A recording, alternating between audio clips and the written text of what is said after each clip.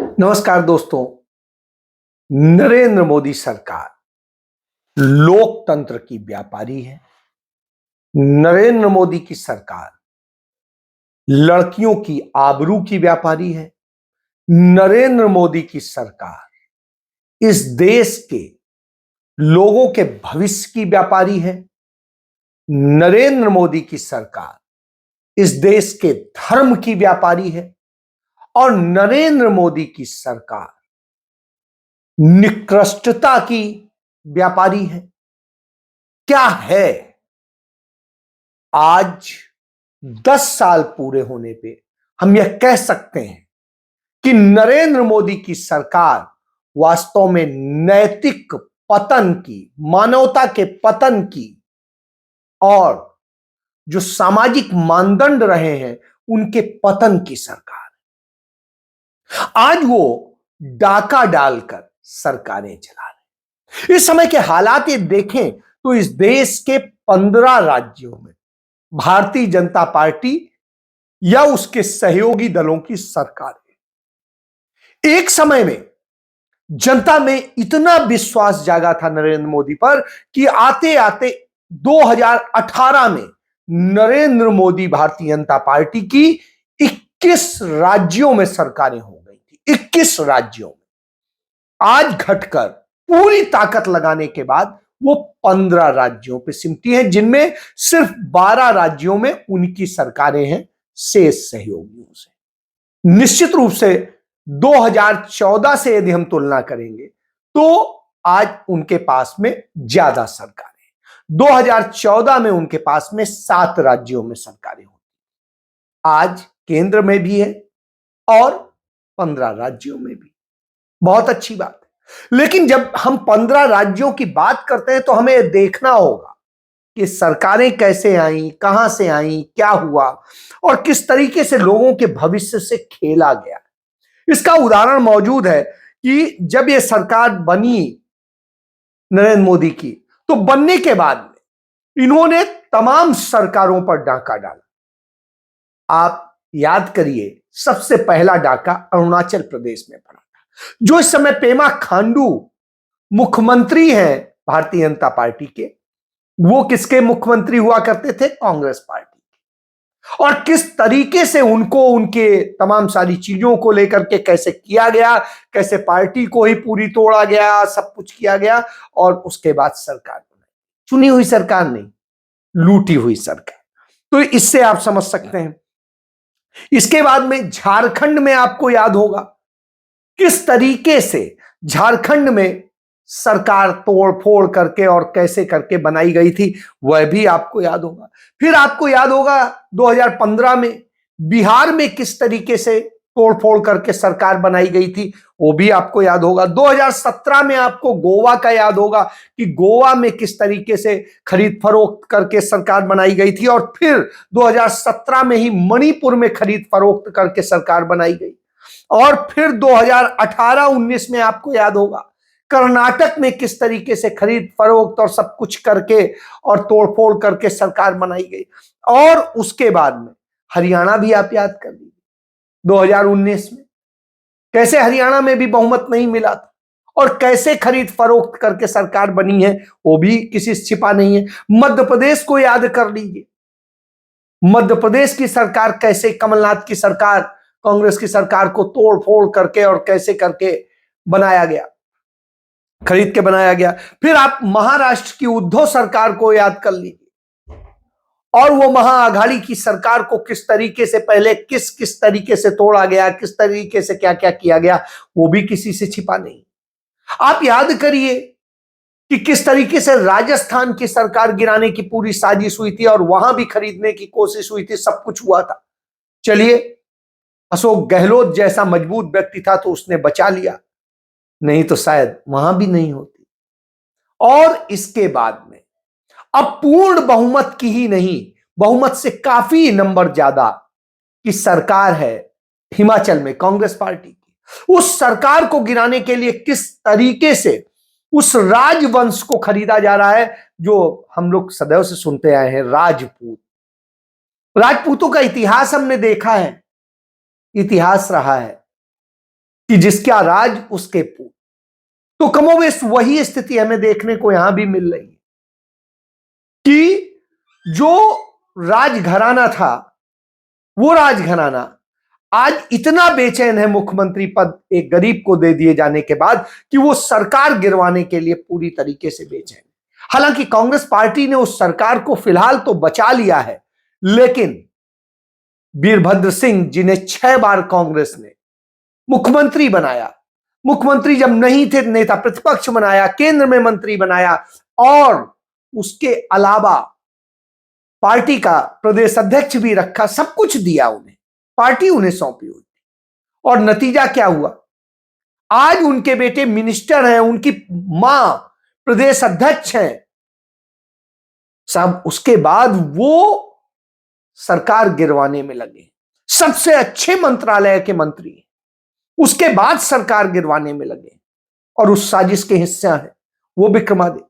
वो उनकी मां जो भूल जाती हैं कि जब उनके पति के तमाम सारे उसको लेकर भ्रष्टाचार के आरोप लगाते हुए भारतीय जनता पार्टी की सरकार ने, ईडी ने छापा मारा था उनकी बेटी की शादी के वक्त में, तब वो रोए थे। आज स्थिति ये है, उसी भाजपा के साथ वो मत्था टेकते घूम रहे हैं। तो ये सत्ता का चेहरा है। जैसे हमने कैप्टन अमरिंदर सिंह को देखा, अमरिंदर सिंह को जो कुछ दिया कांग्रेस ने दिया, कांग्रेस ने उनसे कुछ नहीं लिया था, लेकिन उन्होंने कांग्रेस को बदनाम भी किया, कांग्रेस को तोड़ा भी, कांग्रेस को खत्म करने का काम किया और इसी कारण पंजाब से कांग्रेस को बहुत बुरी स्थिति में आई। लेकिन फिर भी कांग्रेस लड़ रही है, आज भी लड़ रही है, मुद्दों को लेकर लड़ रही है, सदन से लेके सड़क तक लड़ रही। लेकिन राजा साहब तो राजघराने में बैठ करके, राजमहल में बैठ करके साजिशें रच रहे हैं अब हिमाचल की सरकार गिराने के लिए, क्योंकि उनके रिश्तेदार हैं विक्रमादित्य। चलिए, सरकार गिरेगी बचेगी अलग चीज है, लेकिन इसको लेके सुखविंदर सिंह सुक्खू ने बड़ी बात। कांग्रेस गरीबों की पार्टी है, आम वो लोगों की पार्टी है, महिलाओं के सम्मान की पार्टी है, युवाओं को रोजगार देने की पार्टी है। कि हमारे को कुर्सी से ज्यादा मोह जनता की सेवा से है और हम जनता की सेवा के लिए आए। जो राजनीति में आकर पिछले दरवाजे से धन कमाते हैं, रात को उनको नींद नहीं आती है, क्योंकि धन ही नहीं उनको सोने देता। और जिन लोगों ने इस क्रॉस वोटिंग में धन लिया है, उनको नींद नहीं आएगी, उनका चैन सुख छिन चुका है। और जो व्यक्ति अपना चैन खो दे, जो व्यक्ति अपनी नींद खो दे, वो ऐसा धन भी क्या करना। तो ये जो लोग गए हैं, इनसे घबराने वाला नहीं है। हमारी सरकार 5 साल चलेगी। मैं दावे के साथ कह सकता हूं, जो भी अड़चने आए, जो भी तकलीफें आए, जो भी विधायक चोरी हो जाए, लेकिन हिमाचल में कांग्रेस की जनता हिमाचल में जनता इस प्रकार की बातों को पसंद नहीं करती है। और मैं कह सकता हूं कि आने वाला वक्त हिमाचल का है, इन भ्रष्ट लोगों से बचकर रहना है। यही मैं आपसे कहना चाहता हूं। उनका हम सेवा के लिए आए, कांग्रेस सेवा करती है, हम यहां मेवा खाने के लिए नहीं आए, हम आपके लिए आए। यही अंतर है दोनों में। जैसे जहां जहां भारतीय जनता पार्टी की सरकारें हैं, वहां क्या हो रहा। सबसे पहले देखिए, नरेंद्र मोदी पश्चिम बंगाल में जाते हैं और वहां कहते हैं कि क्या आप बदला नहीं लेंगे शाहजहां का।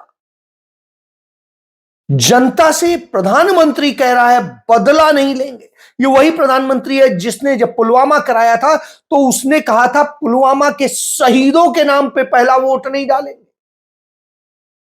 तो आप इससे समझ सकते हैं कि व्यक्ति लाशों पर वोट मांगता है, लड़कियों की आबरू इज्जत पर वोट मांगता है। और जो लड़कियों की आबरू इज्जत पर वोट मांगता हो तो उससे तो सवाल बनता है। सवाल इसलिए बनता है क्योंकि उसके शासनकाल में क्या हुआ है, इसका एक बहुत बड़ा विषय। आज स्थिति यह है कि उत्तर प्रदेश, जिसे राम राज्य ये कहते हैं, उस उत्तर प्रदेश में सबसे ज्यादा लड़कियां असुरक्षित हैं। हिंदुस्तान के इतिहास में इतना कभी कुछ नहीं हुआ। हालत यह है कि वहां पर लगातार लड़कियां शिकार हो रही। हर 7 मिनट में एक लड़की शिकार हो जाती है। हर 7 मिनट एक लड़की शिकार हो जाती है उत्तर प्रदेश में। और स्थिति यह है कि हिंदुस्तान में सबसे ज्यादा अपराध उत्तर प्रदेश में हो रहे हैं और ये योगी मोदी की सरकार में हो रहे हैं। उसके पहले यह स्थिति नहीं थी। इसके बाद में जिस तरीके से यूपी नंबर 1 है, हर रोज 180 से अधिक लड़कियां शिकार होती हैं। रेप में सबसे आगे है गुजरात, है दूसरा जहां से नरेंद्र मोदी आते हैं। वहां पिछले 3 साल में 26,000 लोगों ने आत्महत्याएं कर ली। कई हजार लड़कियां वहां लापता हैं। उसका कोई जवाब नहीं है कि आखिर क्या हो रहा है। कानपुर में जिस तरीके से एक भट्टे में काम करने वाली 2 लड़कियों के साथ रेप करके उनकी हत्या कर दी गई, उन्हें लटका दिया गया पेड़ में, कोई कार्रवाई नहीं। रामपुर में एक दलित बच्ची जा रही थी, उसको घेर करके उसके साथ में रेप किया गया, हत्या कर दी गई, कोई बात नहीं। ऐसे एक नहीं, अनगिनत किस्से हैं और उन किस्सों में कोई सुनने को तैयार नहीं। हद है हैवानियत की। ये कहते हुए भी जुबान लड़खड़ाती है। ये खबर पढ़कर रूह कांप गई। असलियत यह है कि उत्तर प्रदेश के कानपुर में पेड़ की डाली से लटके हुए 2 नाबालिग बेटियों के शव मिले। इन बच्चियों के परिजन, इनके परिवार के लोग एक ईंटे के भट्टे पर काम करते थे। स्वाभाविक है गरीब रहे होंगे। उस भट्टे के ठेकेदार ने इनके नहाते हुए वीडियो बनाए, उसके बाद इनको ब्लैकमेल किया, उनका रेप किया, उनकी दोस्त के साथ सामूहिक बलात्कार भी किया। बेटियां ये पीड़ा, ये दंश नहीं सह पाई और अंत में थक हार कर, तंग आकर उन्होंने अपनी जान दे दी। लेकिन कहां है आक्रोश, कहां है गुस्सा, कहां है घृणा? क्या इतना सड़ गल चुका है हमारा समाज? क्या हम चलती फिरती लाशें बन चुके हैं? कहां हमने अपनी आत्माओं को, अपने जमीर को दफन कर दिया है? आज सवाल इस बात का है। लेकिन नरेंद्र मोदी सरकार तो नफरत फैलाने की सरकार। उसे कौन पसंद आता है? उसे हेमंत बिस्वा शर्मा जैसे लोग पसंद आते हैं, जिसकी जननी जो पार्टी है कांग्रेस पार्टी, उसी पार्टी को वो खत्म करने की बात कहता है, जिसने उसे जन्म दिया। जैसे विक्रमादित्य सिंह, इन्होंने जब जन्म लिया तो मुख्यमंत्री के घर में लिया, और मुख्यमंत्री किसने बनाया था? कांग्रेस पार्टी ने बनाया। उनकी मां को नेता किसने बनाया? कांग्रेस पार्टी ने बनाया। उनके परिवार को जो कुछ दिया वो कांग्रेस पार्टी ने दिया। और उनकी स्थिति ये, जिस तरीके से पूरे देश में होता है, ये कहीं और चीज नहीं। मणिपुर में जिस तरीके से लड़कियां शिकार हो रही, वहां भी डबल इंजन की सरकार।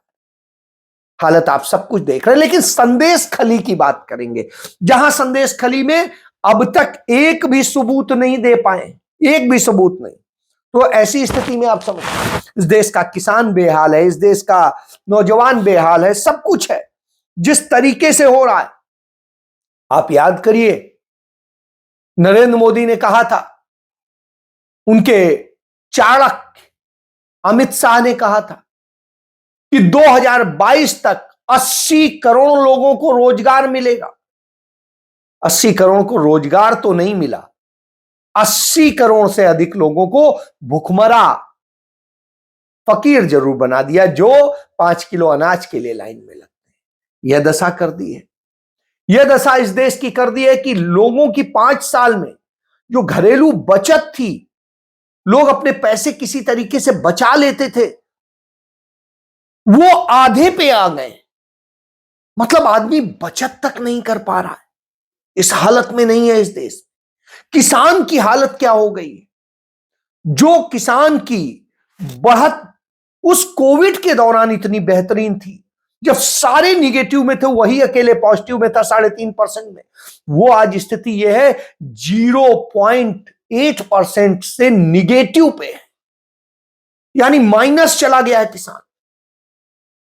किसानी बर्बाद हो रही है, उधर ये बर्बाद हो रहा है, आदिवासियों की संपत्तियों पे कब्जा हो रहा है, और उसके बाद में युवाओं के भविष्य से कैसे खेला जा रहा है, भविष्य जो है बच्चों का, छात्रों से कैसे खेला जा रहा है, इसके भी उदाहरण। उत्तर प्रदेश में जो बोर्ड की परीक्षा चल रही है, वहां पर 2 पेपर लीक हो गए। 2 पेपर लीक हो गए, पहले ही आ गए, और उसके बावजूद सरकार, पेपर लीक सरकारें हैं।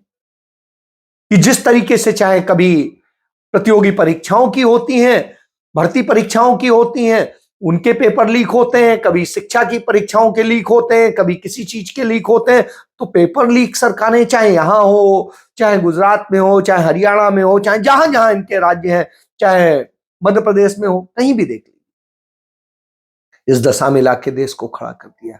जब देश का भविष्य बर्बाद हो रहा हो, तब राहुल गांधी की बात बिल्कुल सही प्रतीत हो। एक एक बात वो सही कहते, जो जो बातें उन्होंने कही, उन्होंने कहा था कि मणिपुर में सेना के हवाले कीजिए, नहीं कर रहे थे, नहीं किया 9 महीने, आज वहां आग अभी भी लगी हुई है, और आज ये स्थिति 9 महीने बाद इन्हें होश आ रहा है, हां करना चाहिए। राहुल गांधी ने कहा था कोविड के दौरान कि सावधानी बरतिए, अभी आया नहीं है, नहीं तो आ जाएगा, तब उनकी हंसी उड़ाते थे, पप्पू बताते थे। बाद में वही करना पड़ा, और इतना गलत करना पड़ा कि उससे नुकसान हुआ। राहुल गांधी ने नोटबंदी का इशू उठाया था, कहा था इससे कैसे देश बर्बाद होगा। आज जब हम समीक्षा करते हैं तो देश की बर्बादी का सबसे बड़ा कारण नोटबंदी रहा, और देश में काला धन बढ़ने का कारण नोटबंदी, गलत जीएसटी को लेकर के उन्होंने सवाल उठाया था। आज जिस तरह से लघु उद्योग और छोटे उद्योग और व्यापार बर्बाद हुए हैं, तब आता है कि बिल्कुल सही कहा था राहुल गांधी ने। बच्चों की शिक्षा और उसको लेकर के राहुल गांधी ने कहा था, आज दिखाई दे रहा है किस तरीके से शिक्षा को बर्बाद किया गया है। बच्चों के रोजगार का मुद्दा उन्होंने उठाया था, आज बार बार आ रहा है कि रोजगार किस तरीके से छीना गया है, किस तरीके से लोगों को बर्बाद किया गया है।